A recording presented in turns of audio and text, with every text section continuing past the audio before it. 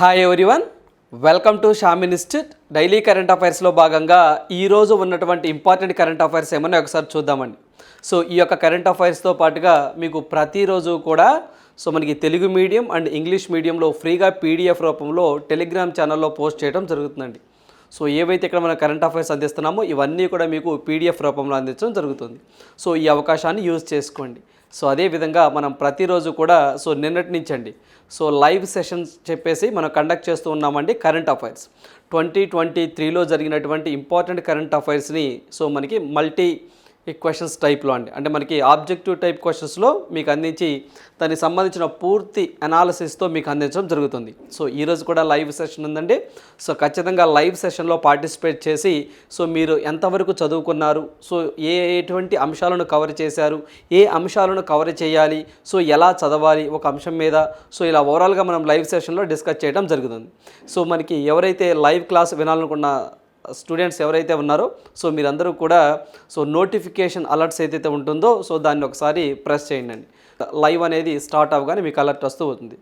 మనకి ఎవరైనా ఇంట్రెస్ట్ ఉన్నటువంటి ఆస్పిరెంట్స్ అండి గ్రూప్ 1 గ్రూప్ 2 వీటికి ప్రిపేర్ అవుతున్న ఆస్పిరెంట్స్ ఎవరైతే ఉన్నారో మీరందరూ కూడా లైవ్లోకి వచ్చి ఒకసారి ఎంతవరకు మనం చదివాము ఒకసారి చెక్ చేసుకోవచ్చు. లైవ్ సెషన్ ఈరోజు కూడా ఉందండి. 8:10కి లైవ్ అనేది స్టార్ట్ అవుతుంది. 2 hours లైవ్ సెషన్ ఉంటుంది. రైట్. ఈరోజు మనం డైలీ కరెంట్ అఫైర్స్లో భాగంగా ఫస్ట్ కరెంట్ అఫైర్ చూద్దామండి. జిఎస్టీ వసూళ్లు 1.64 లక్షల కోట్లు అని చెప్పేసి జిఎస్టీ మరోసారి వార్తల్లోకి రావడం జరిగిందండి. GST goods and service tax అని చెప్పేసి అంటాం. గతంలో ఇండైరెక్ట్ ట్యాక్సెస్ అనేవి చాలా ఉండేవండి. వీటన్నిటినీ ఒక అంబ్రెల్లా కిందకి తీసుకొచ్చి జిఎస్టీ రూపంలో తీసుకురావడం జరిగింది. జిఎస్టీ ఈజ్ ఏ ట్యాక్స్ అని చెప్పేసి అంటే డైరెక్ట్ ట్యాక్సా ఇండైరెక్ట్ ట్యాక్సెస్ అంటే it is A indirect tax అని చెప్పేసి మనం గుర్తుంచుకోవాలి.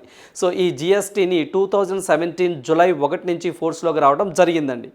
మరి యొక్క జిఎస్టీకి సంబంధించి it is a constitutional body. Very very important అండి. GST is a constitutional body. జిఎస్టీకి కౌన్సిల్గా ఎవరు ఉంటారు సార్ అంటే ఫినాన్స్ మినిస్ట్రీస్ ఉంటారండి. జిఎస్టీ కౌన్సిల్లో మెంబర్స్గా ఎవరు ఉంటారంటే ఆయా రాష్ట్రాల ఫినాన్స్ మినిస్టర్స్ అంటే ఆర్థిక శాఖ మంత్రులు అనేవాళ్ళు దీంట్లో మెంబర్స్గా ఉంటారు. ఈ యొక్క జిఎస్టీ హెడ్ క్వార్టర్ ఎక్కడ సార్ అంటే ఇది మనకి ఢిల్లీలో ఉంటుందండి. జిఎస్టీ భవన్ అని చెప్పేసి కూడా ఆ యొక్క భవనానికి పేరు ఉంటుంది, గుర్తుంచుకోండి. అయితే మరి ఈ జిఎస్టీకి సంబంధించి 2017 జూలై 1 వచ్చింది కాబట్టి మనకి ప్రతి సంవత్సరం కూడా అండి మంత్లీ కూడా ప్రతి సంవత్సరం మంత్లీ జిఎస్టీ కలెక్షన్స్ ఎన్ని వచ్చాయి వివిధ రాష్ట్రాల నుంచి అని చెప్పేసి ఫినాన్స్ మినిస్ట్రీ వాళ్ళు జిఎస్టీ కలెక్షన్కి సంబంధించినటువంటి డేటాని పబ్లిష్ చేస్తూ ఉంటారు. మరి డిసెంబర్ నాటికి అంటే 2023 డిసెంబర్లో కలెక్షన్ అయినటువంటి జిఎస్టీ వసూళ్లు జనవరిలో పబ్లిష్ చేస్తారండి. అలా పబ్లిష్ చేయడం వల్ల మనకి 2023 డిసెంబర్లో 1.64 లక్షల కోట్లు జిఎస్టీ వసూళ్లు అయినాయని చెప్పి చెప్తున్నారు.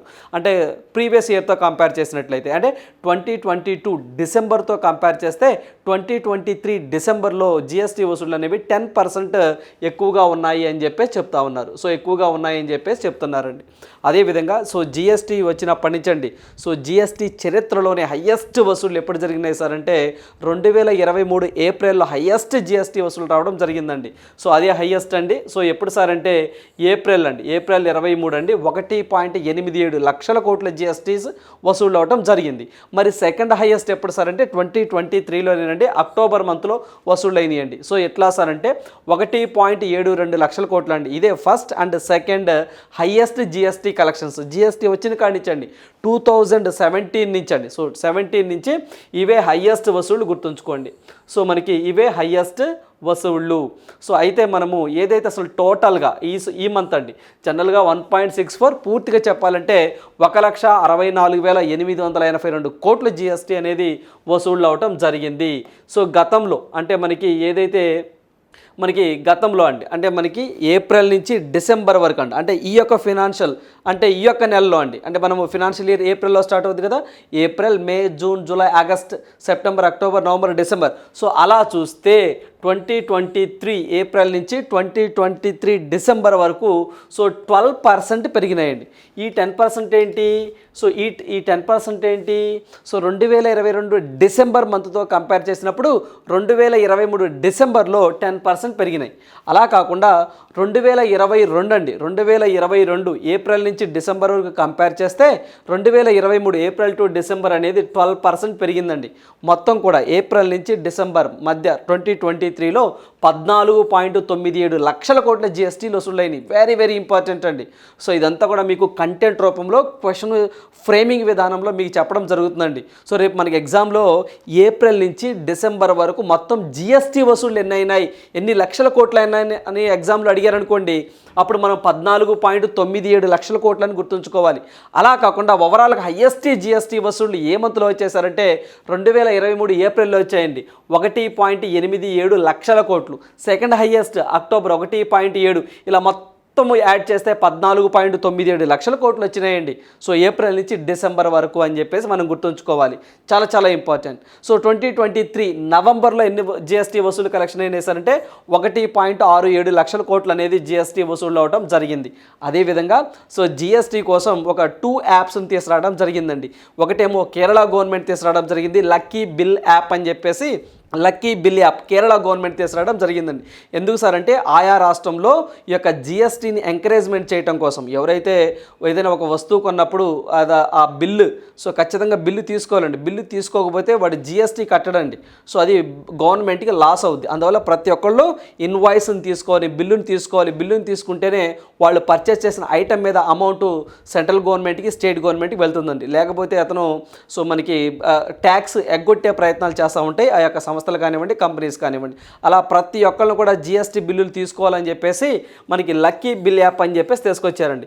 ఈ యొక్క lucky bill app play store నుంచి డౌన్లోడ్ చేసుకొని ఎవరైతే ఆ బిల్లులు మీరు కట్టుంటారో, అంటే మినిమం 200 ఇంత ఉంటుందండి మినిమం ఇన్వాయిస్ బిల్లు, దానికి అప్లోడ్ చేసామనుకోండి ఆ యొక్క యాప్లోకి, వాళ్ళు లక్కీ డ్రా చేపడతారండి. ఆ లక్కీ డ్రా తీసి నీ బిల్లు ఉందంటే నీకు సో కొంత ఇన్సెంటివ్స్ అండి, కొన్ని ప్రోత్సాహకాలు, బహుమతులు అని చెప్పేసి ఇవ్వడం జరుగుతుంది.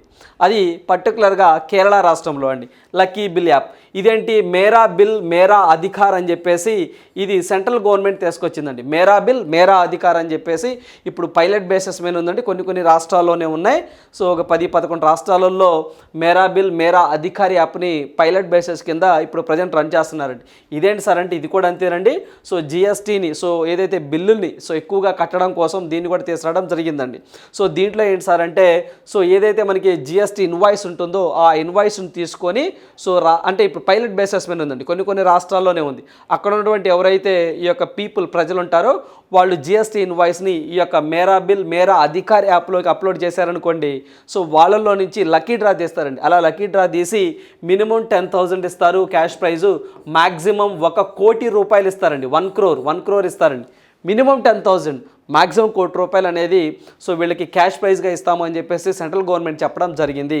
సో ఈ రెండు యాప్స్ కూడా ఎందుకు సార్ అంటే జిఎస్టీని ఎంకరేజ్మెంట్ చేయడం, జిఎస్టీ కట్టేవారిని ఎంకరేజ్మెంట్ చేయడం కోసం ఈ యొక్క యాప్లు తీసుకురావడం జరిగింది. సో ఈ పాయింట్స్ కూడా ఇక్కడ లింక్ చేసుకొని చదువుకోండి అండి జిఎస్టీ చదివేటప్పుడు. ఓకేనండి. GST is a constitutional body, very very important. దానికి హెడ్గా ఎవరు ఉంటారంటే ఫినాన్స్ మినిస్ట్రీ ఉంటారు. ప్రజెంట్ ఎవరు సార్? మన ఫినాన్స్ మినిస్ట్రీ అంటే నిర్మలా సీతారామన్ గారు ఉండడం జరిగింది. సో మనం జిఎస్టీ చాలా ఇంపార్టెంట్ అండి. సో జిఎస్టీ మనం కెనాడియన్ జిఎస్టీని మనము ఫాలో అవుతూ ఉన్నామండి. ప్రపంచంలో ఎక్కువగా జిఎస్టీ వసూలు చేసే దేశంలో భారతదేశమే మొదటి ప్లేస్లో ఉంది. రీసెంట్గా మనము ఆన్లైన్ గేమింగ్, క్యాసినోస్, సో గుర్రప పందాలు, సో వీటి మీద కూడా 28% జిఎస్టీని సో మనకి విధించడం లే ఆన్ చేయడం జరిగింది.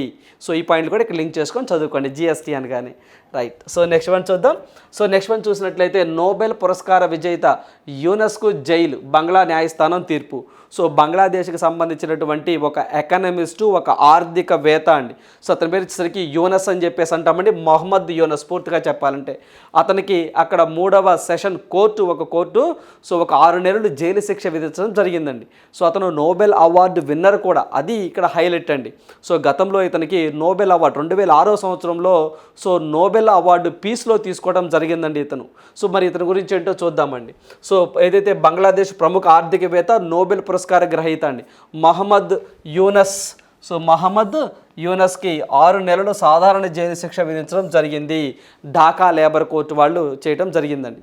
సో జైలు శిక్ష విధించారు, 6 నెలలు సాధారణ జైలు శిక్ష.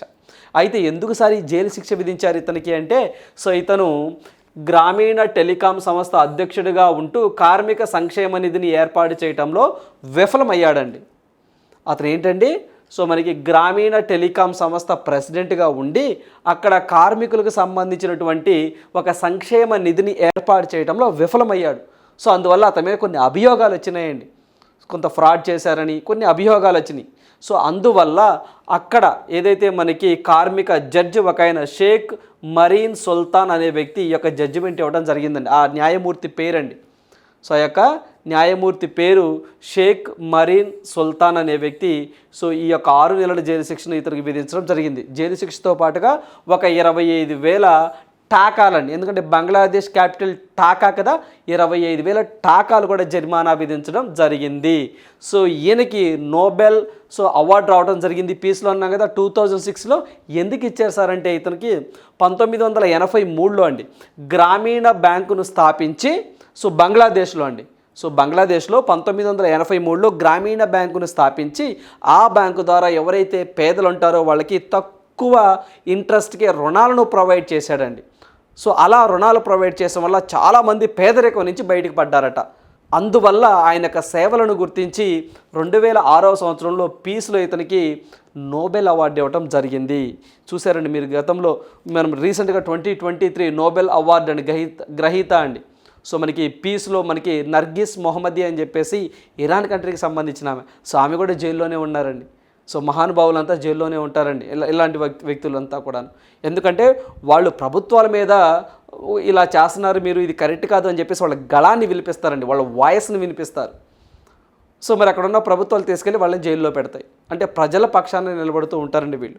ఇతను కూడా మంచి వ్యక్తే, బట్ కాకపోతే కొన్ని అవకతవకలు జరిగినాయని చెప్పేసి అంటా ఉన్నారు. ఆయన పేరు గుర్తుంచుకోండి. అదేవిధంగా ఆ జడ్జి గారి పేరు కూడా గుర్తుంచుకోండి. ఆ జడ్జి గారి పేరు షేక్ మరీనా సుల్తాన్ అని చెప్పేసి అంటామండి, గుర్తుంచుకోండి అండి. మనకి 2006లో ఇతనికి నోబెల్ పీస్ అవార్డు రావడం జరిగింది. ఏ కంట్రీ సార్ అంటే బంగ్లాదేశ్. ప్రస్తుతం బంగ్లాదేశ్ పీఎంగా షేక్ హసీనా గారు ఉండడం జరిగిందండి. షేక్ హసీనా గారు ఉండడం జరిగింది. అదేవిధంగా మనకి బంగ్లాదేశ్ నూతన ప్రెసిడెంట్గా ఒక ఆయన కొత్తగా వచ్చారండి, మహమ్మద్ షహబుద్దీన్ అని చెప్పేసి. ఈయన 22వ ప్రెసిడెంట్గా రావడం జరిగింది. ఇవన్నీ కూడా మీరు గుర్తుంచుకోవాలి. అదేవిధంగా ఇంకో పాయింట్ చెప్తాను, లింక్ చేసుకొని చదువుకోండి. దీనికి ఒకసారి మీ బుక్లోనే ఉంది, ఒకసారి బ్యాక్ వెళ్ళి చూడండి. ఇటీవల కాలంలోనే మనకి వరల్డ్ హెల్త్ ఆర్గనైజేషన్కి సంబంధించి ఎవరో అంటే ఇది షేక్ హసీనా మనకి డాటర్ ఒక ఆమె ఒక పదవిని చేపట్టడం జరిగిందండి. ఆ పదవి ఏంటి ఒకసారి రీచెక్ చేసుకోండి. ఓకే, దాన్ని ఇక్కడ లింక్ చేసుకొని చదువుకోండి. బంగ్లాదేశ్ షేక్ హసీనా అనగానే వాళ్ళ డాటర్ కూడా మీకు గుర్తు రావాలి. ఇటీవల కాలం ఆ వార్తల్లో ఉంది. ఎందుకుంది ఒకసారి మీరు ఏవైతే పీడిఎఫ్లు తీసుకున్నారో ఒకసారి నోట్స్ రాసుకున్నారో ఒకసారి చెక్ చేసుకోండి, ఎందుకో గుర్తు చేశాను. ఓకేనండి, రైట్. నెక్స్ట్ వన్ చూద్దాం. నెక్స్ట్ వన్ చూసినట్లయితే 50,000 సూర్య నమస్కారాలతో గిన్నీస్ రికార్డ్ అని చెప్పేసి గుజరాత్ మరోసారి వార్తల్లోకి వచ్చిందండి. 50,000 సూర్య నమస్కారాలు. మీ అందరికీ తెలిసిందండి, యోగా చేస్తూ ఉన్నప్పుడు అర్ధ చంద్రాసన్, పాద హస్తాసన్, అశ్వచంచలనాసన్, భుజంగాసన్, పర్వతాసన్ ఇలా కొన్ని ఉంటాయండి. వీటిని సూర్య నమస్కారాలు అని చెప్పేసి అంటారు. ఈ సూర్య నమస్కారాలట 50,000 సూర్య నమస్కారాలు ఒకే చోట చేశారండి గుజరాత్లో. అది కూడా మొథేరా సన్ టెంపుల్లో చేశారండి. అది మనకి గిన్నీస్ బుక్ ఆఫ్ వరల్డ్ రికార్డులోకి స్థానాన్ని సంపాదించుకుంది. ఓకేనండి.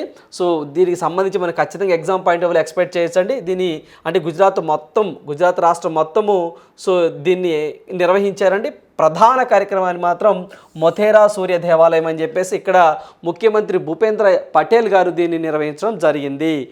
మనకి యోగా సూర్య నమస్కారాలు అనగానే యోగా గుర్తొస్తుంది. యోగా అనగానే ఎప్పుడు సార్? జూన్ 21వ తారీఖు అండి. 2014 నుంచి ఈ యొక్క యోగా డేని సెలబ్రేట్ చేస్తూ ఉన్నాం, ఇంటర్నేషనల్ యోగా డే అని చెప్పేసి.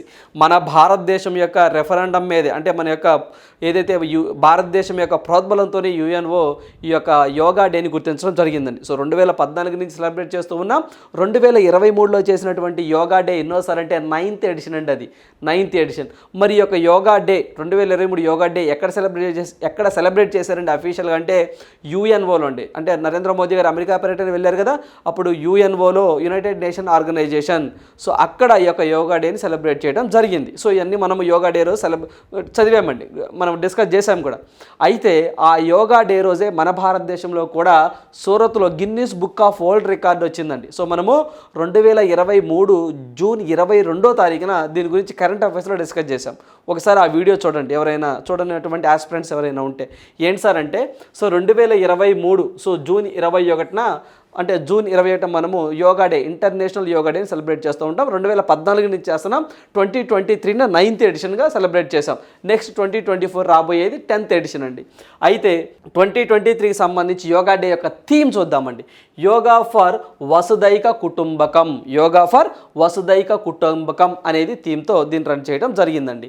సో మనకి సూరత్లో అండి, మనకి 2023లో సూరత్లో అండి మెగా, సో ఏదైతే మనకి సూరత్లో అండి, సో మనకి యోగాతో పాటు ఈ యొక్క యోగా అండి గిన్నీస్ రికార్డుకి ఎక్కిందండి. ఏంటి సార్ అంటే ఒకేసారి 1,53,000 మంది అండి, అంటే 1.53 lakhs, 1,53,000 మంది ఒకేసారి యోగాని చేశారండి.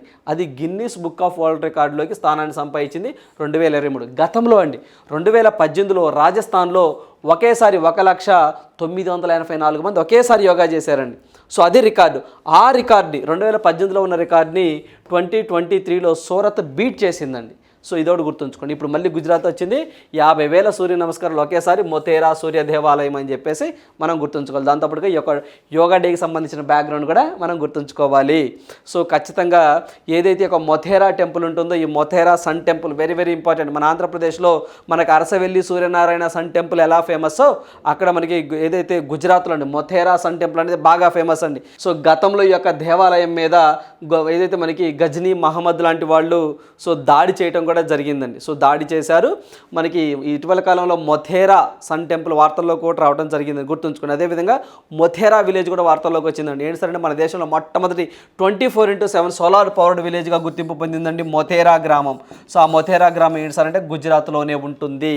ఫస్ట్ 24/7 సోలార్డ్ పవర్డ్ విలేజ్ అని చెప్పేసి అంటామండి. ఆ విలేజెస్లో అంతా సూర్యరశ్మి ద్వారా వచ్చేటువంటి పవర్ని యూజ్ చేస్తారు. ఆ గ్రామంలో మనలాగా కరెంటు బిల్లులు కట్టరు, అలాంటివి ఏం కట్టరండి.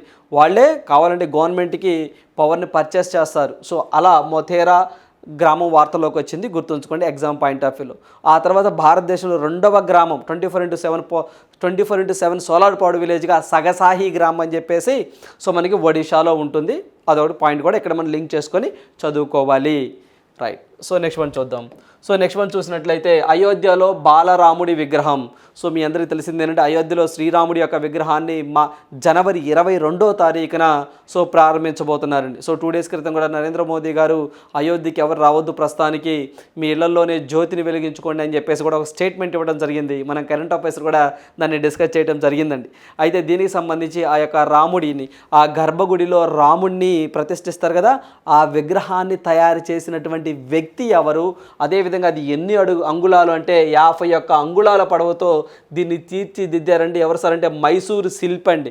అతని పేరు అరుణ్ యోగిరాజ్. ఇదిగోండి మీరు ఫోటోలో చూస్తున్నారు, ఇతనేనంటే Arun Yogiraj. Very very important అతని పేరండి.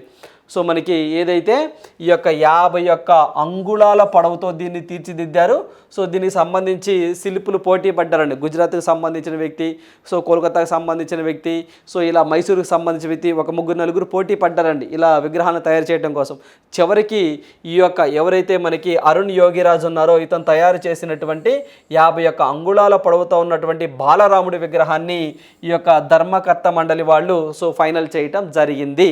సో అందువల్ల మనల్ని ఖచ్చితంగా ఎగ్జామ్ పాయింట్ ఆఫ్ వ్యూలో సో ఈ యొక్క రేపు బాలరాముడి విగ్రహం అనేది, అంటే శ్రీరాముడు చిన్నతనంలో ఎలా ఉండేవారు అనే దాని మీద అంటే ఆ యొక్క విగ్రహాన్ని సో ఈయన తయారు చేయటం జరిగింది. మైసూరుకు చెందిన వ్యక్తి అండి. సో మైసూర్ మీన్స్ కర్ణాటకకు చెందినటువంటి వ్యక్తి 51 అంగుళాల పొడవున్నట్టు విగ్రహాన్ని సో ప్రాణప్రతిష్ఠ కోసం ట్రస్ట్ ఎంపిక చేసింది. సో గుర్తుంచుకోండి ఎగ్జామ్ పాయింట్ ఆఫ్ వ్యూలో. అదేవిధంగా నరేంద్ర మోదీ గారు అయోధ్య రైల్వే స్టేషన్ ఇటీవల కాలంలో కూడా అయోధ్య ధామ్గా పేరు మార్చడం జరిగిందండి. సో కరెంట్ అఫైర్లో డిస్కస్ చేశాం. అదేవిధంగా మనకి వాల్మీకి ఇంటర్నేషనల్ ఎయిర్పోర్ట్ అని చెప్పేసి సో నరేంద్ర మోదీ గారు ప్రారంభించారని చెప్పేసి మనం డిస్కస్ చేశాం. సో యూపీ అనగానే అవన్నీ గుర్తు రావాలండి. యూపీ గుర్తుంచుకోండి, చాలా చాలా ఇంపార్టెంట్ అండి. ఉత్తరప్రదేశ్ అనగానే ఇటీవల కాలంలో వార్తల్లో చాలా అంశాలమైన వార్తల్లోకి వచ్చింది. ఒకసారి గుర్తు చేసే ప్రయత్నం చేస్తాం చూడండి ఒకసారి. సో మనకి కౌ సెన్సస్ను ప్రారంభించింది ఫస్ట్ యూపీఏ కదా. అదేవిధంగా no non veg day November 25 UPA కదా. అదేవిధంగా మనకి హాట్ కుక్డ్ మీల్ అని చెప్పేసి 3 years నుంచి 5 years అంగన్వాడీలో చదివే పిల్లలకి తీసుకొచ్చింది హాట్ కుక్డ్ మీల్ ఉత్తరప్రదేశే కదండి. ఓకేనండి, ఇవన్నీ కూడా మనం డిస్కస్ చేయడం జరిగింది. ఇవన్నీ కూడా ఎగ్జామ్ పాయింట్ ఆఫ్ వ్యూలో గుర్తుంచుకోండి. కౌ సెన్సస్ కానివ్వండి, ఇవన్నీ కూడా అదేవిధంగా నందబాబా మిల్క్ మిషన్ కానివ్వండి, సో 1000 కోట్ల రూపాయలతో యూపీఏ తీసుకొచ్చింది. ఓకేనండి, ఉత్తరప్రదేశ్ సీఎంగా ఎవరున్నారు సార్? యోగి ఆదిత్యనాథ్ ఉన్నారు. యోగి ఆదిత్యనాథ్ యొక్క ఒరిజినల్ పేరు అండి, ఒరిజినల్ పేరు ఒకటి ఉంది. సో మనకి అతను ఒరిజినల్ పేరు ఒకటి ఉంటుందండి, ఆల్రెడీ మనం డిస్కస్ చేసాం. ఒకసారి మీరు రాసుకున్న నోట్స్లోనే ఉంటుంది, చెక్ చేసుకోండి. ఓకేనండి, రైట్. సో నెక్స్ట్ వన్ చూద్దామండి. సో నెక్స్ట్ కరెంట్ అఫైర్ చూసినట్లయితే దక్షిణ ధ్రువంలో పోలార్ ప్రీత్ విజయ యాత్ర అని చెప్పేసి ఒక ఆమె యూకే కంట్రీకి సంబంధించిన ఒక మహిళ అండి. సో ఈమె ఆర్మీకి సంబంధించిన ఒక మహిళ కూడా చెప్పొచ్చు, ఫిజియోథెరపిస్ట్ కూడా అని చెప్పేసి చెప్పొచ్చు అండి. సో ఆర్కిటికా ఖండంలో సో మనకి ఒంటరిగా అండి అత్యంత వేగంగా చేరుకున్నటువంటి మహిళగా ఈమె రికార్డులోకి ఎక్కారు. రొన్నే ఐస్ షెల్ఫ్. సో ఇక్కడి నుంచి రొన్నే ఐస్ షెల్ఫ్. సో ఇక్కడి నుంచి నవంబర్ 26న ఈమె ప్రారంభించిన యాత్ర దక్షిణ ధ్రువాన్ని చేరుకోవడంతో సో ముగిసింది అని చెప్పి చెప్తున్నారు. ఈమె రోజుకు 12 నుంచి 13 గంటల వరకు ఆమె ప్రయాణాన్ని కొనసాగించి -50 డిగ్రీల ఉష్ణోగ్రతల్లో కూడా సో మొత్తము సో మనకి దగ్గరగా 1130 కిలోమీటర్ దూరాన్ని ఎవరి సహాయం లేకుండా సో ఈమె రోజుకి 12 నుంచి 13 గంటలు సో ఇలా వెళ్ళారు. అలా 31 రోజుల 13 గంటల 19 నిమిషాల్లోనే దీన్ని చేరుకున్నారు అని చెప్పేసి అంటార్కిటికా దక్షిణ ధ్రువానికండి ఒంటరిగా వెళ్ళారు. ఆమె పేరేంటి సార్ అంటే ఆమె పేరే పోలార్ ప్రీత్ అని చెప్పేసి అంటారండి. ఆమె యొక్క ఒరిజినల్ పేరు వచ్చేసరికి సో మనకి హర్ప్రీత్ చాందీ అని చెప్పేసి అంటామండి. ఈమెనే పోలార్ ప్రీత్ అని కూడా అంటామండి. ఇంకో పేరు ఆమెకి పోలార్ ప్రీత్ అని చెప్పేసి అంటాం. మామూలుగా ఒరిజినల్ నేమ్ అయితే హర్ప్రీత్ చాందీ అని చెప్పేసి అంటామండి. ఈమె యూకేకి సంబంధించినామండి. సో వాళ్ళ యొక్క పేరెంట్స్ ఎవరైతే ఉన్నారో వాళ్ళంతా కూడా భారతదేశానికి సంబంధించిన వ్యక్తులే. బట్ ఆమె పుట్టింది పెరిగింది మొత్తం కూడా యూకే. అందువల్ల యూకే సిక్ ఆర్మీ అధికారి అని చెప్పేసి అనొచ్చు. ఒక ఫిజియోథెరపిస్ట్ కూడా. ఆమె పేరు గుర్తుంచుకోండి ఎగ్జామ్ పాయింట్ ఆఫ్ వ్యూలో. రైట్. సో నెక్స్ట్ వన్ చూద్దాం. సో నెక్స్ట్ వన్ చూసినట్లయితే first girls Sainik school opened in Mathura with 870 students, 870 students అని. సో మనకి 870 స్టూడెంట్స్తో రీసెంట్గా మనకి మథురాలో ఫస్ట్ గర్ల్స్ సైనిక్ స్కూల్స్ అండి. సో మనకి గర్ల్స్ సైనిక్ స్కూల్స్ అందరూ కూడా గర్ల్సే ఉంటారండి. సో ఇలా మొట్టమొదటి ఎక్కడ సార్ అంటే మథురా ఉత్తరప్రదేశ్లో నిన్న డిఫెన్స్ మినిస్ట్రీ వారు ప్రారంభించడం జరిగిందండి. డిఫెన్స్ మినిస్ట్రీ మీన్స్ సో మనకి రాజ్నాథ్ సింగ్ గారు ప్రారంభించడం జరిగింది. ఉత్తరప్రదేశ్ మరోసారి వార్తల్లోకి వచ్చారండి. సో మనకి ఉత్తరప్రదేశ్ మరోసారి వార్తల్లోకి వచ్చారు. అయితే ఈ యొక్క స్కూల్స్కి సంబంధించి మనం చూసినట్లయితే సో ఇటీవల కాలంలో డిఫెన్స్ మినిస్ట్రీ వాళ్ళు మొత్తం 100 సైనిక స్కూల్స్ని ఏర్పాటు చేయాలని చెప్పేసి టార్గెట్గా పెట్టుకుందండి. సో 2019లోనే బ్లూ ప్రింట్ తయారు చేశారు. సో మళ్ళీ ఇలా మొత్తం ఓవరాల్గా ఒక 100 సైనిక స్కూల్స్ని ఏర్పాటు చేయాలని టార్గెట్గా పెట్టుకున్నారు. దాంట్లో ఆల్రెడీ సో ఒక 42 ప్రారంభించారండి. అయితే ఇప్పుడు ప్రారంభించినటువంటి సైనిక స్కూల్ ఏంటంటే ఓన్లీ దాంట్లో ఫిమేల్ మాత్రమే అంటే ఆడపిల్లలకు మాత్రమే ఈ యొక్క సైనిక స్కూల్ని ప్రారంభించడం జరిగింది. ఎక్కడ సార్ అంటే మథురా. సో మనకి వృందావన్ అని చెప్పేసి అంటామండి. ఆ వృందావన్ దగ్గర మథురా అనే ప్లేస్లో దీన్ని ఏర్పాటు చేయడం జరిగింది. ఫస్ట్ గర్ల్స్ సైనిక స్కూల్.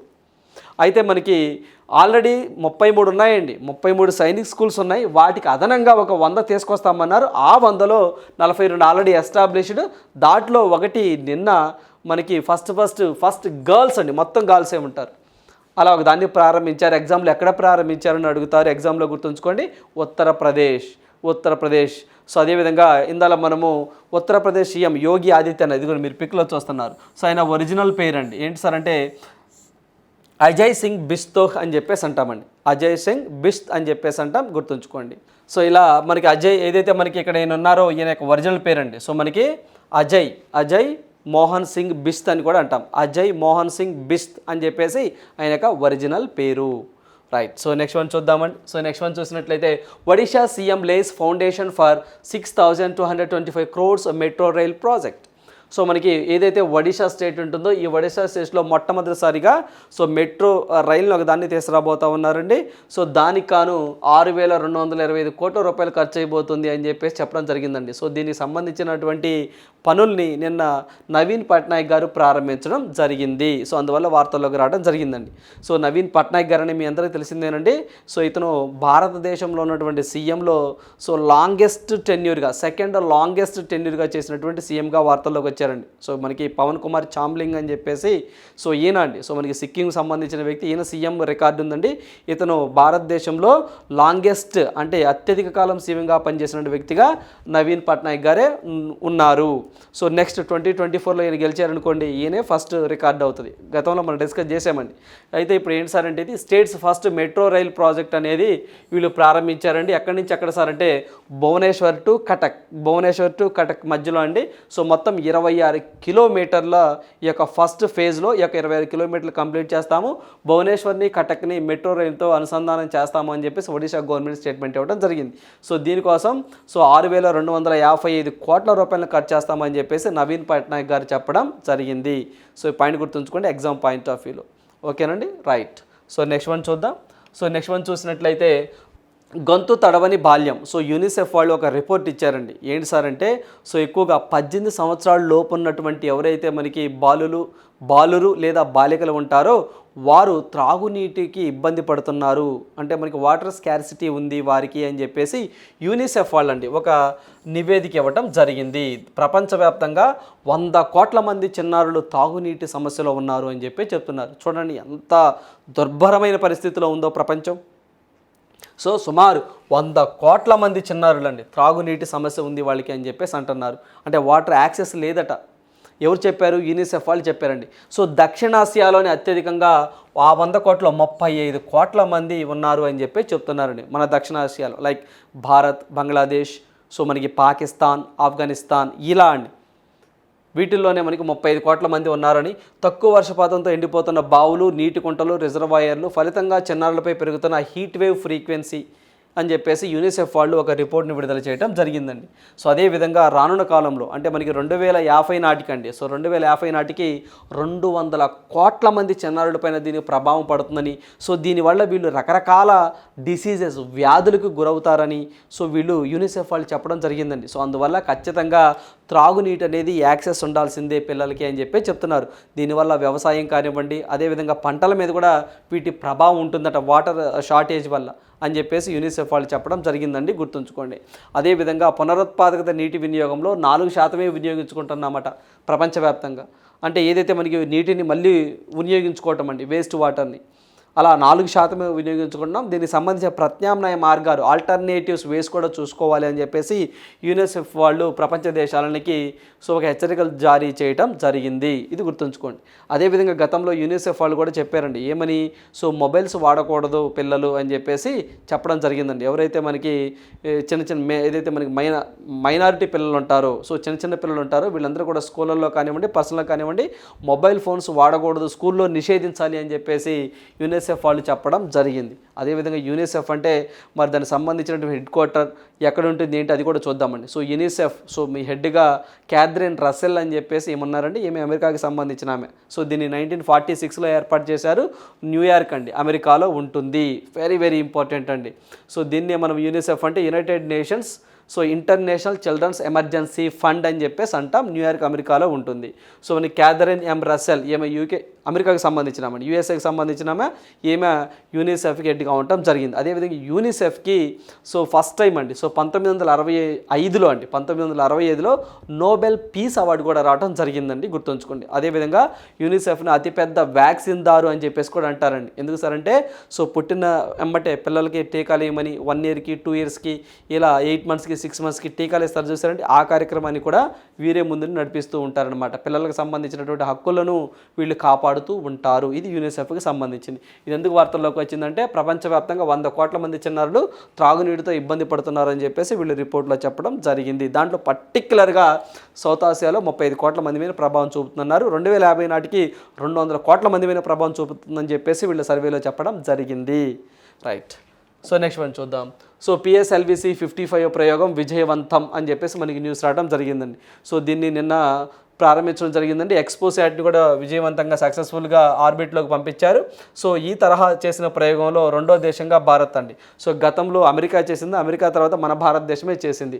2024లో గగనయాన్ సంవత్సరంగా ఇస్రో అధినేత అంటే 2024లో గగనయాన్ మేము పంపిస్తాము, గగనయాన్ ప్రాజెక్ట్ చేపడతామని సో మనకి మానవ రహిత గగనయాన్ని పంపిస్తాము. 2025లో మానవ సహిత అంటే మానవుడు ఉండే విధంగా సో పంపిస్తామని చెప్పేసి 2024 గగనయాన్ ఖచ్చితంగా చేపడతామని చెప్పేసి ఇస్రో అధినేత చెప్పడం జరిగింది. సో మనకి సోమనాథన్ గారు. అదేవిధంగా మనం ఈ ఎక్స్పోసాట్ 2 days నుంచి మనం డిస్కస్ చేస్తూ ఉన్నామండి. సో మన ఎక్స్పోసాట్ ఫుల్ ఫామ్ తెలుసుకోవాలి. ఎక్స్పోసాట్ అంటే ఎక్స్రే పోలార్మీటర్ శాటిలైట్ అని చెప్పేసి అంటామంటే ఇది 650 కిలోమీటర్ల ఎత్తులో దీన్ని ఉంచడం జరిగిందండి భూకక్షలు. అదేవిధంగా ఇది 469 కేజీలు బరువు ఉంటుందని చెప్పేసి కూడా మనం డిస్కస్ చేసాం. పిఎస్ఎల్విసి 65 సో ఇది 60వ అండి. పిఎస్ఎల్విసి C55 అనేది ఇది 60వ ప్రయోగం అని చెప్పేసి గుర్తుంచుకోండి. అదేవిధంగా విమ్సాట్ అని చెప్పేసి కేరళ తిరువనంతపురానికి సంబంధించినటువంటి సో విద్యార్థులు ఎవరైతే ఉన్నారో వాళ్ళు దీన్ని తయారు చేశారు. దీన్ని కూడా పెట్టడం జరిగిందండి. అదేవిధంగా ఫ్యూయల్ సెల్స్ అని చెప్పేసి వాటిని కూడా అక్కడ పరీక్షల కేంద్రం వాటిని ఒక 10 పరికరాల దాకా ఉంచడం జరిగింది.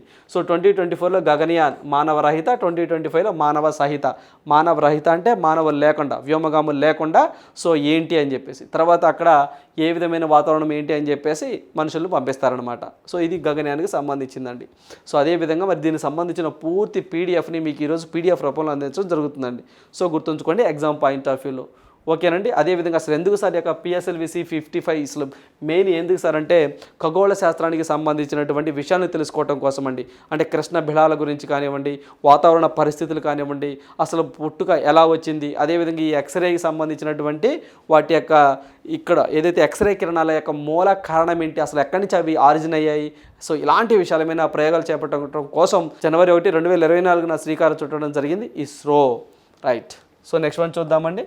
సో మనకి చెమట పరీక్షతో నిమిషంలో షుగర్ ఫలితం. సో మనకి షుగర్ వ్యాధి, మధుమేహ వ్యాధి అంటాము. ఇది ఏంటి, షుగర్ ఉందా లేదా తెలుసుకోవాలంటే బ్లడ్ శాంపిల్ తీసుకోవాలండి. ఇప్పుడు అలా కాకుండా జస్ట్ చెమటతోనే తెలిసిపోయిందంట షుగర్ ఉందా లేదా అని చెప్పేసి. ఇలా ఈ ప్రయోగాన్ని ఒక డివైస్ కూడా ఈయన ఫైండ్ అవుట్ చేశారండి. అతను మన ఏపీకి సంబంధించిన వ్యక్తి, ఏలూరు జిల్లాకి సంబంధించిన వ్యక్తిని. అతని పేరే సో మనకి చిరంజీవి శ్రీనివాసరావు అని చెప్పేసి అంటామండి. ఈయన ఒక శాస్త్రవేత్త. ఈయన ఐఐటి కాన్పూర్లో కెమికల్ ఇంజనీర్గా పనిచేస్తూ ఉన్నాడండి. ఈయన ఎలక్ట్రోకెమికల్ పరికరాన్ని కనుగొన్నారండి.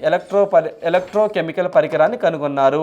సో ఈ యొక్క పరికరం ద్వారా జస్ట్ చెమట ద్వారా షుగర్ ఉందో లేదో తెలిసిపోయిద్దండి. సో అది కనుగొన్నారు, గుర్తుంచుకోండి. దీనికి పేటెంట్ హక్కులను కేంద్రం ఇచ్చింది. ఎలక్ట్రోకెమికల్ పరికరాన్ని సో ఇతను తయారు చేశారు కాబట్టి పూర్తిగా సంబంధించిన హక్కులు 2 years కాలానికి గాను అతనికి ఇవ్వడం జరిగింది కేంద్రం. సో గుర్తుంచుకోండి చిరంజీవి శ్రీనివాసరావు పూర్తిగా చెప్పాలి అంటే. ఓకేనండి. ఇతను ఐఐటి కాన్పూర్లో ప్రొఫెసర్గా చేస్తూ ఉన్నారు. ఏలూరు జిల్లా ఉంగుటూరు మండలానికి సంబంధించినటువంటి వ్యక్తి, మన ఆంధ్రప్రదేశ్కి సంబంధించినటువంటి వ్యక్తి అండి, గుర్తుంచుకోండి. క్వశ్చన్ ఎలా అయినా అడగొచ్చు. ఓకేనా. దాని పేరేంటి సార్, ఎలక్ట్రోకెమికల్ మీటర్ అని చెప్పేసి అంటాం. రైట్. సో నెక్స్ట్ వన్ చూద్దాం. గోల్డీని ఉగ్రవాదిగా ప్రకటించిన కేంద్రం. సో కేంద్ర ప్రభుత్వం మరొక వ్యక్తినండి. సో మనకి ఇతను ఎవరు సార్ అంటే గోల్డీ అంటాం అలియాస్. సో ఇతను ఒరిజినల్ పేరు వచ్చేసరికి ఇతను కెనడాకి చెందిన గ్యాంగ్స్టర్ అండి. కెనడా దేశంలో ఉంటూ అక్కడ ఇటీవల కాలంలో మనం చూసామండి, కెనడాకి మనకి కొంత కోల్డ్ వార్ లాగా జరుగుతూ ఉందని చెప్పేసి ఖలిస్తాన్ ఉద్యమం అనేది కేంద్రం కెనడా నుంచే మన భారతదేశంలో ఈ యొక్క పంజాబ్ సో ఇక్కడ అల్లర్లు సృష్టిస్తున్నారు అని చెప్పేసి దానికి కెనడా ప్రభుత్వం కూడా మద్దతు ఇస్తుందని చెప్పేసి మన భారతదేశం ఆరోపిస్తుంది. సో మన భారతదేశమే కెనడా వాళ్ళు జస్టిస్ ట్రూడో ఇటీవల కాలంలో వాళ్ళ పార్లమెంట్లో కూడా సో ఇక్కడ ఏదైతే భారతదేశం అశాంతి సృష్టించడానికి చేస్తుందని చెప్పేసి మనల్ని కొంత ఇదిగా మాట్లాడటం జరిగిందండి అక్కడ పార్లమెంట్లో. సో ఇప్పుడు ఏం జరిగింది సార్ అంటే కెనడా చెందినటువంటి గ్యాంగ్స్టర్ అండి, అతని పేరేసరికి సతీందర్ జిత్ సింగ్ అని చెప్పేసి అంటామండి, అలియాస్ గోల్డీ బ్రార్ అని చెప్పేసి అంటామండి, గోల్డీ. సో ఇతన్ని ఉగ్రవాదిగా కేంద్రం ప్రకటించడం జరిగింది.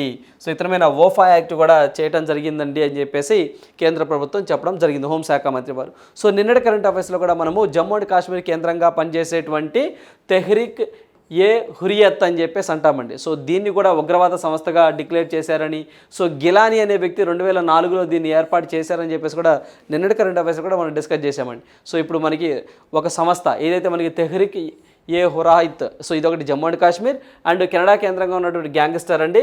సో మనకి సతీందర్ జిత్ సింగ్ అలియాస్ గోల్డీ వీళ్ళిద్దరిని కూడా, ఇదేమో సంస్థ ఇదేమో వ్యక్తి, వీళ్ళిద్దరిని కూడా ఉగ్రవాదులుగా గుర్తించడం జరిగింది.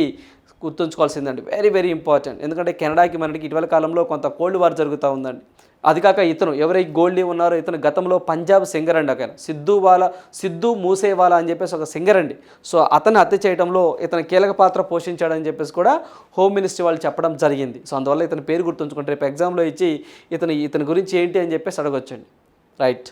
సో నెక్స్ట్ వన్ చూద్దాం. సో నెక్స్ట్ వన్ చూసినట్లయితే కోటక్ మహీంద్రా బ్యాంక్ చీఫ్గా అంటే ఎండి అండ్ సిఇఓగా వాస్వాని గారు రావడం జరిగింది, గుర్తుంచుకోండి. సో వాస్వాని గారు రావడం జరిగిందండి. సో మనకి ఏదైతే మనకి కోటక్ మహీంద్రా బ్యాంక్ వ్యవస్థాపకుడు ఎవరైతే ఉన్నారో ఉదయ్ కోటక్ గారు, సో ఇతను 2023 సెప్టెంబర్ 1 నుంచి పదవి బాధ్యతలు వైదొలిగాడండి. ఆ తర్వాత టెంపరీగా మనకి దీపక్ గుప్తా అనే వ్యక్తి ఎండి అండ్ సిఇఓగా ఉన్నారు. సో ఇప్పుడు మనకి ఈ యొక్క వాస్వాని గారు అండి. సో ఈ యొక్క వాస్వాని గారు జనవరి 1, 2024 నుంచి Kotak Mahindra bank MD and సిఇఓగా managing director and chief executive ఆఫీసర్గా రాబోతా ఉన్నారని గుర్తుంచుకోండి. ఆల్రెడీ వచ్చేసారండి. ఓకేనండి, వచ్చేయడం జరిగింది. సో కోటక్ మహీంద్రా బ్యాంక్ ఎప్పుడుసారి ఏర్పాటు చేశారంటే 1985లో ఏర్పాటు చేశారు. దీనికి హెడ్ క్వార్టర్ ముంబై, మహారాష్ట్రలో ఉంటుంది. దీని యొక్క ట్యాగ్ లైన్ వచ్చి లెట్స్ మేక్ మనీ సింపుల్ అనేది దీని యొక్క ట్యాగ్ లైన్గా ఉన్నది. It is A private bank. First private బ్యాంకులు అతిపెద్ద బ్యాంక్ హెచ్డిఎఫ్సి బ్యాంక్, తర్వాత వచ్చేసరికి ఐసిఐసిఐ బ్యాంక్, తర్వాత యాక్సిస్ బ్యాంక్, తర్వాత కోటక్ మహీంద్రా బ్యాంక్. సో గుర్తుంచుకోండి. అదే పబ్లిక్ సెక్టర్ బ్యాంకులు అయితే state bank of India, Punjab national bank, bank of Baroda, union bank of India. So ఓకేనండి. సో అది మనం బాగా గుర్తుంచుకోవాలి. అవి లార్జెస్ట్ బ్యాంక్స్ అనమాట. రైట్. సో నెక్స్ట్ వన్ చూద్దాం, చెక్ లిస్ట్. సో ఈ చెక్ లిస్ట్ ఒకసారి చూద్దామండి. దేశీయంగా ద్రవరూప యూరియాను తయారు చేస్తున్న అతిపెద్ద ఎరువుల సహకార సంస్థ ఇండియన్ ఫార్మర్స్ ఫర్టిలైజర్ కోఆపరేటివ్ అంటే ఇఫ్క్ అని చెప్పేసి అంటామండి. సో లిక్విడ్ డిఐపిని ఆవిష్కరించింది. అంటే అంతకుముందు డిఐపి అంటే ఘన పదార్థంలో ఉంటుందండి, ఇప్పుడు లిక్విడ్. సో మనకి స్ప్రే రూపంలో తీసుకురావడం జరిగింది, లిక్విడ్ ఫామ్లో. ఈ సంస్థ గుజరాత్లోని కలోల్, కాండ్లా, ఒడిశాలోని పారాదీప్లో ద్రవరూప డిఏపి ఉత్పత్తి కేంద్రాలను ఏర్పాటు చేసింది. రేపు ఎగ్జామ్లో ఎక్కడెక్కడ ఏర్పాటు చేశారు సార్ అని అడుగుతారు. గుజరాత్లోని కలోల్, కాండ్లా, ఒడిశాలోని పారాదీప్ 3 ప్లేస్లు ఏర్పాటు చేసింది. ఈ ఏడాది 5 కోట్ల నానో డిఏపి లిక్విడ్ బాటిళ్లను తయారు చేయాలని చెప్పేసి లక్ష్యంగా నిర్దేశించుకుందండి ఎవరు, Indian Farmers Fertiliser Cooperative. So అదొకటి గుర్తుంచుకోండి. సో ఈ ఏడాది అంటే 2023లో అండి ఉత్పత్తి చేయాలని లక్ష్యంగా పెట్టుకుంది. ఇది 25 లక్షల టన్నుల సాంప్రదాయ డిఏపితో సమానం. అంటే మనకి ఘన పదార్థంలో ఉన్న డిఏపితో సమానము అని చెప్పేసి అంటున్నారు. సో చూడండి, అంటే జనరల్గా ఒక పెద్ద యూరియా బస్తా అండి. సో అది ఒక 25 kgs లేకపోతేనేమో ఒక 50 kgs యూరియా బస్తా అండి. సో ఒక 50 kgs అండి, 25 kgs కాదు, 50 kgs యూరియా బస్తా ఒకటి వాడే బదులు జస్ట్ ఒక 1/2 లీటర్ లిక్విడ్ బాటిల్ వాడితే సరిపోద్దండి. ఇలా దీన్ని తీసుకురావడం జరిగింది. అది కాకుండా ఇది ఎకో ఫ్రెండ్లీగా ఉంటుంది. అంటే పంటకి ఎంత వాటికి అయితే అవసరం ఉంటుందో అంతవరకే ఉపయోగపడుతుందండి, తర్వాత ఉపయోగపడదు.